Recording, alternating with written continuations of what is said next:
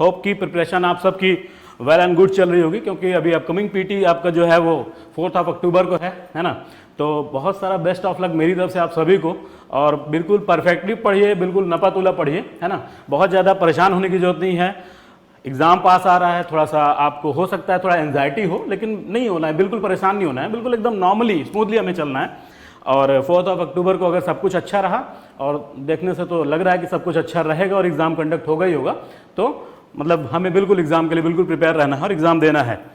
तो अभी तक मैं आशा करता हूँ कि आप सबका जो होल सिलेबस होगा पीटी का वो कंप्लीट हो चुका होगा, and now you are doing the revision, right, okay. क्योंकि रिवीजन बहुत ज़रूरी है और रिवीजन का इस समय टाइम है, 1 मंथ मोर आपके पीटी के लिए बचा हुआ है, शेष है अभी, है ना। तो आप रिवीजन बढ़िया कर रहे होगे, तो बहुत बेस्ट ऑफ लक आप सभी को कि रिवीजन करते रहो, अच्छे से करते रहो। 4 अक्टूबर को तो एग्ज़ाम है ही बाकी। Okay, let's start. The very first question is the question number 34. Question number 3. Question number 3. The question number 3 is which of the following statement is not correct, right? This is the question about the velocity of the sound in the different media. Firstly, we have to discuss about what is the velocity of the sound in the different media, in the different phases of the matter. Very first thing is that in this this is the velocity of sound, okay। अगर हम बात करें कि sound की velocity जो होती है वो डिफरेंट स्टेज ऑफ मैटर्स में क्या होता है, राइट। जैसे वी नो दैट कि there is the 3 basic stages of the matter. The first one is the solid, okay, and second one is the liquid, right, and third one is the gas, fine. The 3 basic stages of matter, okay. तो sound जो होता है, sound की जो velocity होती है वो सबसे कम होती है गैस में। सबसे कम किसमें होती है? Lesser in gas, okay, and more, या ये कह सकते हो आप कि faster in liquid, and fastest is in the solid form, okay. That means कि जब हमारा मीडियम जो होता है वो कंडेंस होता जाता है तो उसमें वेलोसिटी ऑफ द साउंड क्या होता है? बढ़ता जाता है, right. So now come to the options of this question. The first option is the हवा में ध्वनि का वेग आर्द्रता बढ़ने के साथ कम हो जाता है, ओके। अभी हमने यहीं पे बात की कि जैसे जैसे मीडियम डेंसर होता जाएगा, राइट, जैसे जैसे मीडियम डेंसर हो जाता है the velocity of the sound is increases gradually, right. तो यहां पे क्या हो रहा है कि मीडियम डेंसर हुआ, कैसे? This is the dry air, okay, dry air and the moisturise air, fine. Moisturise air means what? Moisturise air means that कि देयर इज द इंक्रीमेंट या increase of the what? Increase of the humidity in the air. यहां पे क्या हो रहा है कि हवा में आर्द्रता बढ़ रही है। दैट मीन्स कि ड्राई एयर से जब हम मॉइस्चराइज एयर में जा रहे हैं तो यहाँ आर्द्रता बढ़ रही है। दैट मीन्स जो वो उसका फेज है वो क्या हो रहा है? मोर कंडेंस हो रहा है, राइट। मोर कंडेंस हो रहा है तो दैट मीन्स कि इसमें जो वेलोसिटी होगी क्या होगी? बढ़ेगी, राइट। तो sound of the velocity of the sound क्या होगा? यहाँ पे इंक्रीज होगा। और सबसे पहला हमारा जो ऑप्शन था ना, इसको हमने बहुत अच्छे से पढ़ा इसी से, ओके। बाकी इस पे बात करते हैं। सेकंड ऑप्शन इज द वायु में ध्वनि का वेग दबाव से स्वतंत्र है। वायु में ध्वनि का वेग जो है वो दबाव से स्वतंत्र है। बिल्कुल सही बात है। अगर किसी भी तरह का उसमें दबाव हम डालते हैं तो उससे हमारे साउंड के वेलोसिटी पे कोई असर नहीं पड़ता है, ठीक है। थर्ड ऑप्शन इज द हवा में ध्वनि का वेग तापमान बढ़ने के साथ बढ़ता है। Yes, very correct statement. जैसे जैसे हमारा टेम्परेचर इंक्रीज करेगा, राइट, हमारा टेम्परेचर इंक्रीज करता जाएगा तो directly proportional to the temperature without changing the pressure, right, in any medium the velocity of the sound also increases, fine. तो this is also correct. And last, वायु में ध्वनि का वेग आवृत्ति में परिवर्तन से प्रभावित नहीं होता। बिल्कुल सही बात है। देखो अभी यहाँ पे थोड़ी सी बात करेंगे हम लोग आवृत्ति के बारे में। This is the frequency. Frequency is what? Nothing. Frequency is just a pitch, right. Pitch क्या होता है? जैसे सपोज करो कि एक लेडीज है, राइट, तो लेडीज की पिच क्या होती है? हाई होती है, लेकिन जेंट्स की पिच क्या होती है? लो होती है, ठीक है। लेकिन इंटेंसिटी की बात करें तो इंटेंसिटी जो होता है वो हमारे जेंट्स का ही होता है और लेडीज का कम होता है, राइट। तो यहाँ पे अच्छा, अब आप कहोगे कि लेडीज जब चीखती है तो उनकी आवाज पहले क्यों सुनाई देती है, राइट। गुड क्वेश्चन, होना चाहिए। क्योंकि हमारा जो ईयर होता है ना वो ऐसे मतलब कि साउंड्स को जल्दी कैप्चर करता है जिनको कैप्चर करना चाहता है, राइट। कि जैसे अगर हमारा अगर हम यहाँ पे थोड़ा सा फ्रीक्वेंसी की बात करें तो humming of the mosquito, right, जो मच्छरों का जो भनभनाना होता है, राइट, हमारे कान में आकर के लेकिन हम उनको सुन लेते हैं, क्यों? क्योंकि हमारा ईयर जो होता है ना उसके फेवरेबल होता है और वो बहुत जल्दी से उसको अडॉप्ट करता है साउंड को, ठीक है। तो इसमें से जो हमारा जो करेक्ट हमारा जो वो है, जो बेस्ट हमारा ऑप्शन है वो है हमारा ए, दैट मीन्स कि this is the wrong answer. हवा में ध्वनि का वेग आर्द्रता बढ़ने के साथ कम हो जाता है, ये रॉन्ग आंसर है, क्योंकि हम डेंसर मीडियम में जैसे एंट्री करेंगे तो ध्वनि का हमारा जो साउंड की जो वेलोसिटी होगी वो हमारा क्या हो जाएगा, बढ़ता जाएगा। Okay, this is next question is the question number 5। Okay, राष्ट्रीय मोटर वाहन परीक्षण R&D इंफ्रास्ट्रक्चर प्रोजेक्ट के बारे में, ठीक है, दिया गया है। दिस इज द नैट्रिप, किसके बारे में दिया गया है? नैट्रिप के बारे में दिया गया है।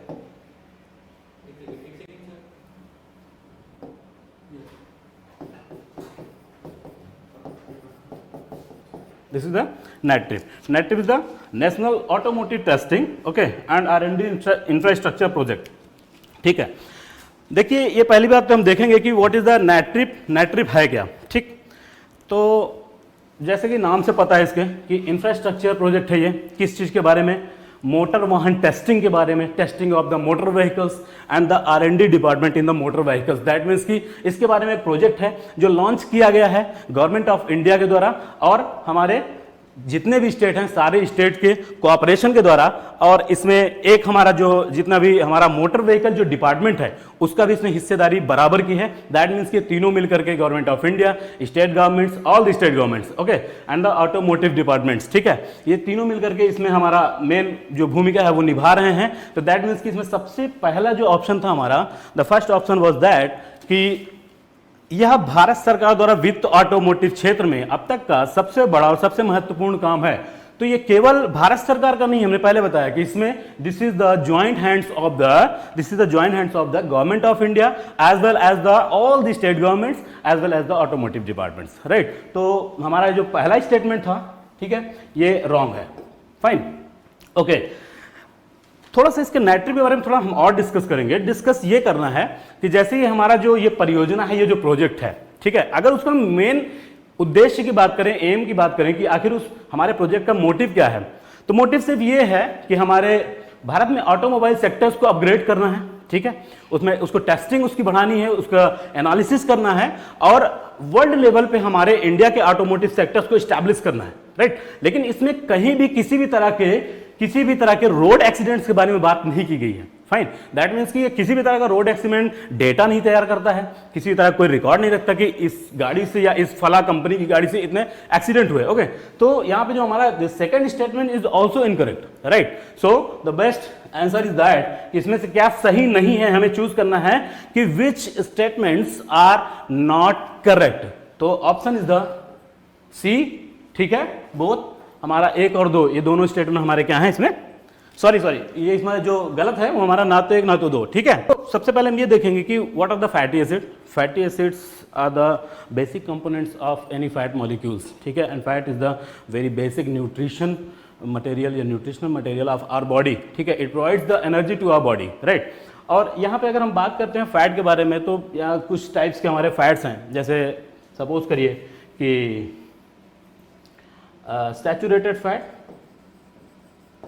saturated fat, a second one is the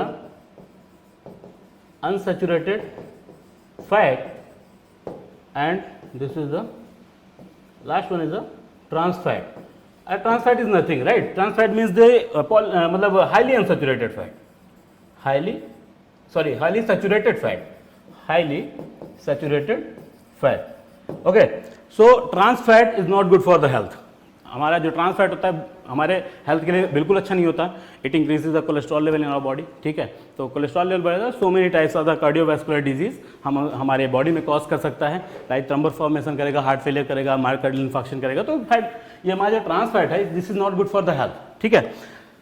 saturated fat, this is the trans fat is the word polyunsaturated fatty acid, right, and saturated fat is also harmful for our health, ठीक है, but the unsaturated fat is good for the health, right. Omega 3 is nothing, omega 3 is a type of PUFA. What is the PUFA? This is the polyunsaturated. This is the polyunsaturated, ठीक है, fatty acid. ठीक, तो polyunsaturated fatty acid, that means कि this is very good for our health. ये हमारे health के लिए बहुत ज़रूरी है. What is the source of the omega 3 fatty acid? तो बहुत सारे प्लांट सोर्स हैं, जैसे हमारे आलमंड्स हो गए, वॉलनट्स हो गए, तो हमारे क्या हैं, सारे प्लांट फैटी एसिड के, प्लांट ओमेगा 3 फैटी एसिड्स के सोर्सेज हैं. बहुत सारे मैरीन सोर्सेज भी हैं जिनसे हमें फैटी एसिड मिलता है. बहुत सारी एल्गीज होती हैं जो हमारी सी वीड्स की तरह यूज़ की जाती हैं, जिनको हम सी सैलेड्स में यूज़ करते हैं. दे आर ऑल्सो बहुत सारी सब्जियाँ होती हैं, लाइक जो ब्रोकली हो गया, हमारा बीन्स हो गया, ग्रीन बीन्स हो गया, ये सारे हमारे क्या देते हैं हमको, polyunsaturated fatty acid. That means की जो हमारा ओमेगा 3 फैटी एसिड को देते हैं. Now come to the statement. What are the statement? इसमें कह रहा है कि ओमेगा 3 फैटी एसिड उच्च डेंसिटी लाइपोप्रोटीन की एक महत्वपूर्ण कमी का कारण बनता है. ठीक है, उच्च डेंसिटी लाइपोप्रोटीन की एक महत्वपूर्ण कमी का कारण बनता है. और इसमें से हमें सेलेक्ट क्या करना है, कौन सा सही है. ये बिल्कुल गलत है, क्योंकि जो हमारा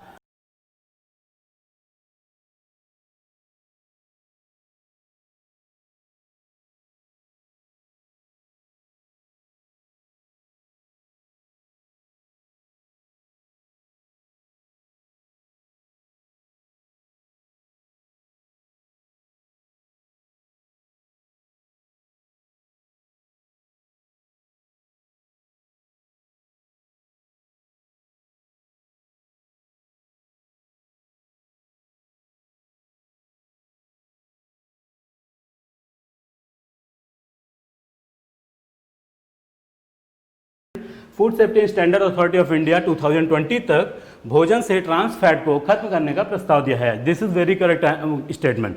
अभी है क्या ना कि जो हमारा FSSAI है वो उसने बोला कि 2022 तक हमको क्या करना है कि जितने भी पैकेज फूड आ रहे हैं, जितने भी बाहर के फूड आ रहे हैं इवन, ठीक है, तो उनसे क्या करना है कि हमारे जितने ट्रांस फैट हैं उनको ख़त्म करना है. ठीक है, बहुत ज़्यादा देर तक किसी भी कार्बोहाइड्रेट कंटेनिंग फूड को या प्रोटीन कंटेनिंग फूड को बहुत ज़्यादा देर तक क्या करना है, हमें फ्राई नहीं करना है. ठीक, तो उससे ट्रांस फैट में कमी आएगी.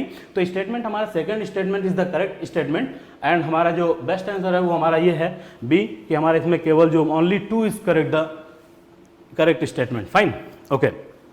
Now the next question 34, question number 34, right. यहाँ पे बहुत ही बेसिक्स था और बहुत ही फैक्चुअल क्वेश्चन है ये. द क्वेश्चन इज दैट कि which of the following organism is depend on the saprophytic mode of nutrition, right. What is the saprophytic mode?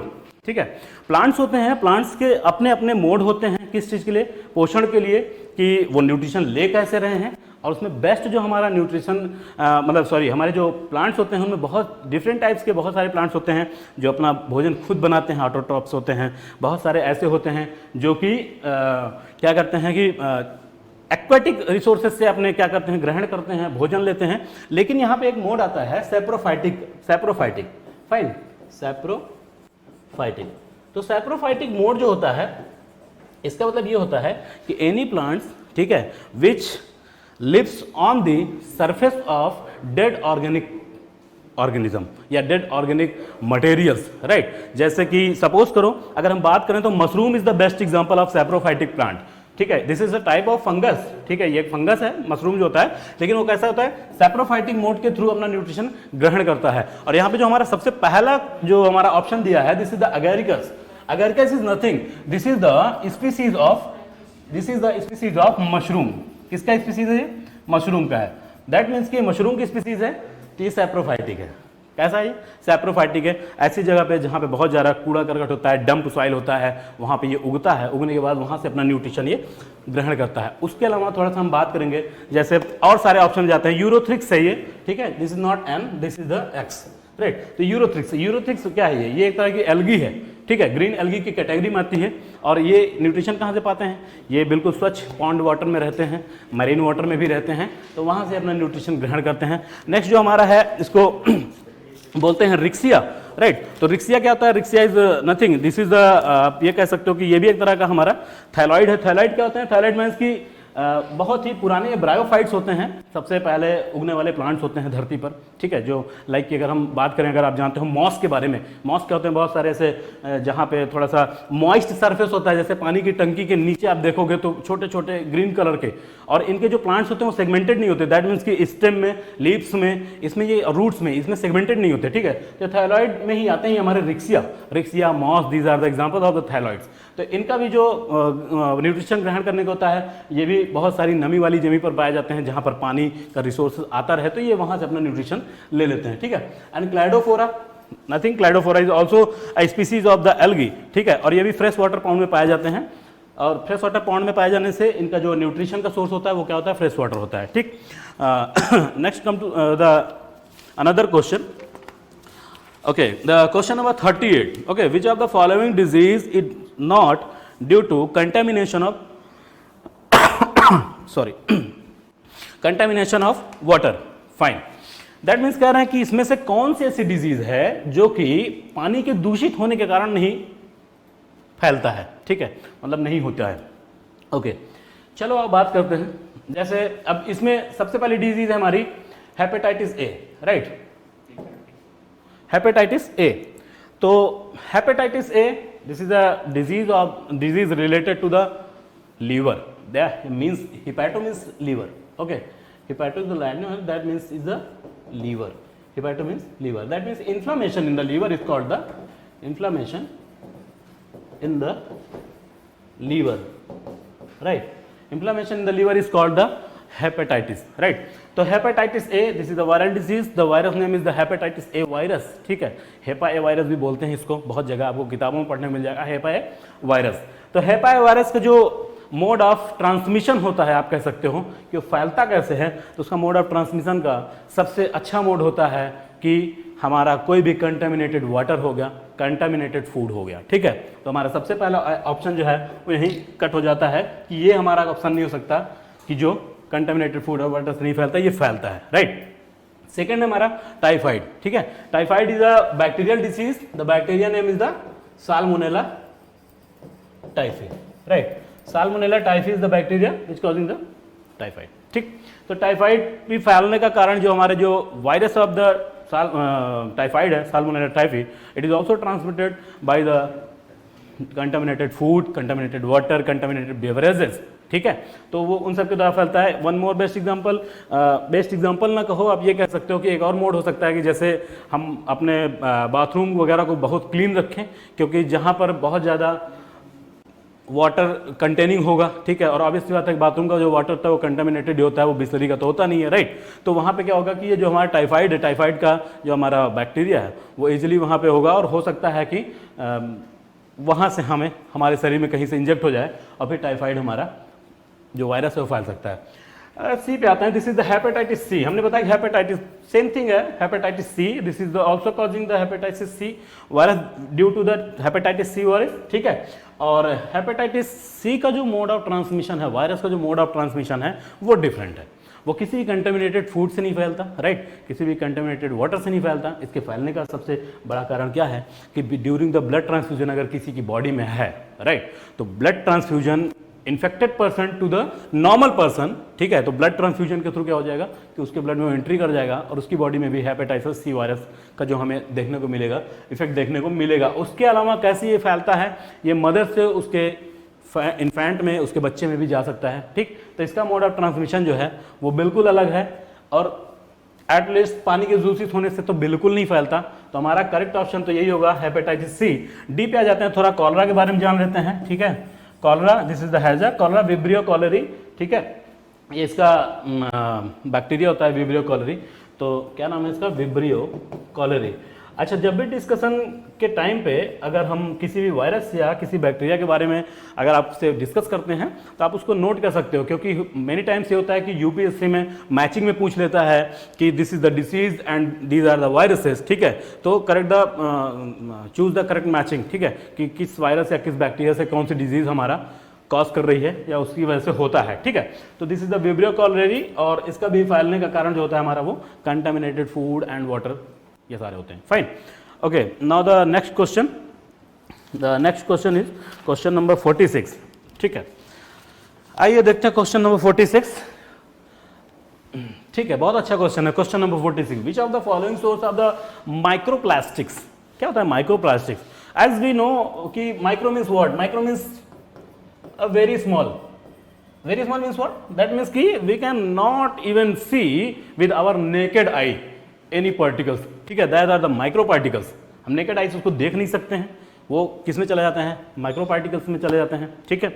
Okay, तो the microplastics is not a specific type of plastics, no, any kind of plastics can be a microplastics, बशर्ते ये है कि उसका जो size length होना चाहिए वो 5 mm से कम होना चाहिए, ठीक है। अगर 5 mm से कम होता है तो हमारे माइक्रोप्लास्टिक कैटेगरी में उसको हम कंसीडर करते हैं, राइट। अब इसमें ये पूछ रहे हैं कि ये नीचे कुछ सोर्सेज दिए गए हैं, right, toothpaste, clothing industry, detergent, cosmetic industry, right. तो इसमें बहुत सारी चीज़ें दी गई हैं जिसमें हम देखेंगे कि इसमें से कौन सा सोर्स है कौन नहीं होता। अब ऑब्वियस सी बात है, सोर्स वही होगा जिस इंडस्ट्री में माइक्रोप्लास्टिक्स का यूज हो रहा है। ओके, तो सबसे पहले हम टूथपेस्ट उठाते हैं। हाँ, टूथपेस्ट में आपने माइक्रोप्लास्टिक देखा है क्या कभी? बिल्कुल देखा होगा। जैसे पेप्सोडेंट का एक जेल आता है, टूथपेस्ट जेल आता है हमारा, ठीक है, जो ट्रांसपेरेंट होता है, उसमें छोटे छोटे बहुत ग्रीन कलर के या डिफरेंट कलर्स की उसमें आपको देखने को मिल सकते हैं जो हमारे टूथपेस्ट होते हैं। ये वहाँ पे करते हैं, उनका यूज क्या है? टूथपेस्ट में जो हमारे माइक्रोप्लास्टिक होते हैं एज अ स्क्रबिंग एजेंट की तरह यूज किए जाते हैं। किसकी तरह? As a scrubbing agent. Scrubbing agent that means कि टूथपेस्ट करते वक्त, यूज करते वक्त वो हमारे सरफेस, टूथ सरफेस को स्क्रब करते हैं, जिससे उसमें जितना भी गंदगी होती है वो साफ हो जाती है इजिली, ठीक है। तो वहाँ पे हम इसमें टूथपेस्ट का यूज कर सकते हैं। नेक्स्ट वाज द टूथपेस्ट में यूज होता है। Next clothing industry. हाँ, क्लॉथिंग इंडस्ट्री में तो बहुत सारे यूज होते हैं, लाइक बहुत सारे जो हमारे सिंथेटिक फाइबर्स होते हैं, राइट, जैसे नाइलॉन हो गया, ठीक है, तो नाइलॉन हो गया, टेरलिन हो। अब इसमें क्या है कि इसमें प्लास्टिक ही होता है, ठीक है, पॉलीएथाइलिन इसमें फाइबर्स के फॉर्म में होते हैं, ठीक। तो ऑब्वियस सी बात है कि क्लॉथिंग इंडस्ट्री में अगर यूज हो रहा है तो क्लॉथिंग इंडस्ट्री से वो नेचुरल रिसोर्सेज में जाके मिलेगा, क्योंकि क्लॉथिंग इंडस्ट्री से निकला हुआ सारा सीवेज जो होता है, सारा वाटर जो होता है कंटेमिनेटेड, उसको एट लास्ट कहाँ पे ले जाके छोड़ देते हैं? किसी नदी में छोड़ देते हैं। तो एक तरफ से नेचुरल एटमॉस्फेयर में उसका इंट्रोडक्शन हो गया, कहाँ से? क्लॉथिंग इंडस्ट्री से, राइट। डिटर्जेंट, हाँ, डिटर्जेंट में यूज होता है क्या? डिटर्जेंट में भी यूज होता है। अभी सर्फ एक्सेल, टाइड, ये सब उठा के देखना कभी आप, ठीक है, उसमें बहुत सारे पार्टिकल छोटे छोटे कहते हैं ये हमारे क्या है, ये सुपर नैनो पार्टिकल बोलते हैं, ये बहुत अच्छे से धुलाई करते हैं, ठीक है। तो उसमें बहुत सारे डिटर्जेंट में वो यूज किए जाते हैं एज अ बल्किंग एजेंट। किसकी तरह से? Bulking agent. इनका काम क्या होता है? ये जो हमारा पाउडर होता है ना, पाउडर के वजन को बढ़ाते हैं, राइट, तो बल्किंग, बल्क करते हैं, बड़ा करते हैं, राइट, तो बल्किंग एजेंट का यूज किया जाता है। तो ऑब्वियस सी बात है कि डिटर्जेंट के थ्रू भी हमारा क्या होगा कि जो नेचुरल हमारा जो एनवायरनमेंट है उसमें ये हमें डिटर्जेंट के थ्रू जा सकता है। Last one is the cosmetic industry. हाँ, कॉस्मेटिक इंडस्ट्री में माइक्रोप्लास्टिक्स का यूज सारे फेस वॉश में होता है, सारे फेस वॉश में, सारे फेशियल्स में, और इवन आपके जो भी हैंड सोप होते हैं उनमें भी, स्क्रबिंग सोप में और बॉडी क्लिंजर में, सब चीज़ों में यूज होता है। और यूज क्यों करते हैं इसको? एक्सफोलिएटिंग एजेंट के रूप में। किस रूप में? Exfoliating agent. क्या होता है exfoliating agent? Exfoliating agent is any, आप कह सकते हो, substances, any chemicals which are responsible for the removal of the dead skin from our body। हमारी बॉडी से जो भी डेड स्किन होती है ना, उसको रिमूव करने के लिए हम यूज करते हैं किसको? एक्सफोलिएटिंग एजेंट में। तो आप समझ सकते हो कि जो जितना भी हम मसाज कराते हैं इसीलिए कराते हैं, जो भी डेड स्किन हो ना हमारे चेहरे से झड़ जाए, जो भी हो हमारा चेहरे का हो, मसाज हो, फेशियल हो, तो सब में यूज किया जाता है। तो इसमें से सारे जितने भी सोर्सेज हैं ना, 1 2 3 4, ये सारे क्या हो जाएंगे हमारे? ये हम एक सोर्स हैं किसके? माइक्रो प्लास्टिक्स या माइक्रो बीड्स के, right. Okay, next question, question number 73। Okay, इसमें कहना है कि which of the following is और are added to the atmosphere, ठीक है, फ्रॉम ऑटोमोबाइल एग्जॉस्ट। इसमें कुछ नाम दिए गए हैं। ये कह रहे हैं कि ऑटोमोबाइल से जो धुआं निकलता है ना, एग्जॉस्ट निकलता है, तो इसमें से कौन कौन से हैं जो कि उससे निकल के एटमॉस्फेयर में ऐड होते हैं, ठीक है। तो अभी इसमें देखें, जैसे सबसे पहला ऑप्शन इसमें इन्होंने 1 नंबर पे दिया है लेड, शीशा, हाँ, पीबी से भी डिनोट करते हैं, बहुत जगह पीबी मिल जाएगा। सेकंड दिया है कार्बन मोनोऑक्साइड, बोलने की जरूरत ही नहीं है, ये आप ये कह सकते हो कि ये मेजर एग्जॉस्ट कंपोनेंट है in any automobile, in any motor vehicles, right. Third is the chlorine, थोड़ा मामला फंस रहा है यहाँ पे, क्लोरीन, ओके, अभी बाद में डिस्कस करेंगे। And fourth one is the nitrogen oxide, ठीक है।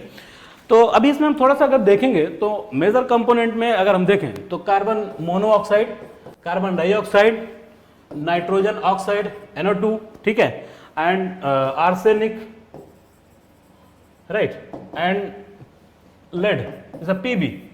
PB हमेशा एक कंपाउंड फॉर्म में पाया जाएगा, ठीक है। और बहुत सारे इसमें हाइड्रोकार्बन्स ऑल्सो, ये एग्जॉस्ट होते हैं किसके, अनबर्न्ड हाइड्रोकार्बन्स। कैसे, अनबर्न्ड मतलब कि जो जले नहीं होते हैं, तो अनबर्न्ड हाइड्रोकार्बन्स, राइट। तो इसमें जो है लेड जो होता है, लेड कंपाउंड को एक्चुअली पाया नहीं जाता, उसमें मिलाया जाता है। क्यों मिलाया जाता है, जितने भी डीजल इंजन होते हैं ना, उनकी नॉकिंग को कम करने के लिए मिलाया जाता है। नॉकिंग मीन्स क्या होता है, इंजन की गड़गड़ाहट, है ना। तो उससे क्या होता है कि इंजन का जो आप कह सकते हो जो सस्पेंशन होता है जो अंदर, है ना, तो इंजन का सस्पेंशन बहुत ही कूल रहता है, बहुत ही ईजिली मूव होता है, ठीक है। तो इसलिए हम उसमें पीबी मिलाते हैं, ठीक है। और जब एग्जॉस्ट होता है तो अनबर्न्ड हाइड्रोकार्बन्स के साथ ये हमारा लेड भी क्या होता है, एग्जॉस्टेड हो जाता है। कहाँ से, किसी भी डीजल इंजन या मोटर व्हीकल से, राइट। कार्बन मोनोऑक्साइड तो हमने बताया कि मेजर एग्जॉस्ट है, और नाइट्रोजन ऑक्साइड इज ऑल्सो। तो इसमें क्लोरीन बचता है, तो क्लोरीन का कहीं भी यूज नहीं होता, राइट। तो इसमें से क्लोरीन जो होता है वो बिल्कुल इसमें से एग्जॉस्ट नहीं होता। अब इसमें देखो कह रहे हैं सेलेक्ट द करेक्ट कोड, मतलब इसमें से कौन से हैं जो एग्जॉस्ट होते हैं। तो 1, 2 and 4, where is the 1, 2 and 4? This is the D answer. Okay, correct answer is the what? Correct answer is the D, right? Fine. Next question, question number 95. ठीक है, question number 95. Which of the following fuels can be derived from the algae? Can be derived from the algae. algae क्या होता है, सबसे पहले ये discuss कर लेते हैं। What are the algae? algae आपने सुना होगा, शैवाल, और आप सब देखे होंगे शैवाल क्या होता है। ब्लू कलर, ग्रीन कलर की बहुत सारे फ्रेश वाटर पॉन्ड में आप देखे होंगे। जनरली उनको आम बोलचाल की भाषा में लोग बोलते हैं कि काई है। काई मतलब एल्गी, दैट मीन्स कि थोड़ा सा सरफेस चिकना कर देते हैं, कभी फिसल के आदमी गिर भी जाता है उनकी वजह से, राइट। तो दीज आर द एल्गी। अब इसमें कह रहे हैं कि एल्गी जो होते हैं, ठीक है, इन सब में से vegetable oils, butanol, gasoline and jet fuel, right. कह रहे हैं इन चारों में से, ठीक, कौन से ऐसे हैं जो कि एल्गी से डिराइव्ड किए जाते हैं या एल्गी से हमें मिल सकते हैं, ठीक। तो सबसे पहले मैं आपको ये बता दूं कि इन चारों में से ये चारों 1, 2, 3 and 4 ये चारों क्या होते हैं, हमारे एल्गी से मिलते हैं। कैसे, सबसे बहुत ही बेसिक तरीका, बहुत ही कॉमन चीज बताऊंगा इसके बारे में। एल्गी जो होते हैं बहुत सारे कार्बोहाइड्रेट्स कंटेन करते हैं, ठीक। और आपको पता ही है कि जो भी हमारे कार्बोहाइड्रेट कंटेनिंग होते हैं उनसे हम हमेशा किसी भी तरह का अल्कोहल डिराइव्ड कर सकते हैं, ठीक है। जैसे अगर आप गन्ने की बात करें तो भी कार्बोहाइड्रेट कंटेनिंग होता है, ठीक है। तो उससे हम क्या करते हैं, अल्कोहल बना लेते हैं। तो जो हमारा ब्यूटेनॉल है, butanol is type of the alkyl alcohol, right. कैसा अल्कोहल है ये, एल्काइल अल्कोहल। तो हमारा जो ब्यूटेनॉल है उसको हम डिराइव कर सकते हैं, किसी भी कॉमन एल्गी से डिराइव कर सकते हैं, ठीक। वेजिटेबल्स ऑयल्स की जगह पे हमने पहले ही बताया था कि बहुत सारे सी वीट्स होते हैं या सी फूड होती हैं या सी ग्रीन सैलेड्स होते हैं, जिनसे हम क्या करते हैं, ओमेगा 3 फैटी एसिड, ठीक है। Omega 3 fatty acid that means कि ऑयली एसिड को हम वहां से ऑब्टेन करते हैं। इसलिए like the palm oil, like the soyabean oil, we can also get the vegetable oil from the algae, ठीक है, from the algae. Okay, gasoline, gasoline nothing, gasoline the या पेट्रोल भी कह सकते हैं आप उसको। Gasoline is the type of petrol, petrol the purest form of the petrol, जो फर्स्ट स्टेज में निकलता है उसको हम गैसोलिन बोलते हैं, ठीक है। तो बहुत सारी एल्गी हैं जिनको यूज कर रहे हैं बहुत सारे बड़े बड़े रिसर्च इंस्टीट्यूट में, उनसे गैसोलिन या पेट्रोल डिराइव्ड करने के बहुत सारे तरीके भी खोजे जा रहे हैं। तो ये हमारा ये थर्ड ऑप्शन भी आएगा इसी में। एंड लास्ट में the jet fuel. Jet fuel सबको पता है, जेट फ्यूल मतलब ईंधन जो भी जेट में यूज किया जाता है, जो हमारे प्लेन्स में यूज किया जाता है, ठीक। तो पेट्रोल डिराइव्ड हो रहा है वहां से, तो बिल्कुल यहाँ पे हमारा जो भी फ्यूल होगा बायोफ्यूल की तरह यहाँ से डिराइव कर सकते हैं हम एल्गी को। तो जेट फ्यूल भी हमारा डिराइव होता है। तो इसमें भी हमारा जो आंसर है सभी डिराइव कर सकते हैं 1, 2, 3 and 4। सो होप की क्लास समझ में आई होगी आप लोगों को, आपने एंजॉय किया होगा। Thank you very much.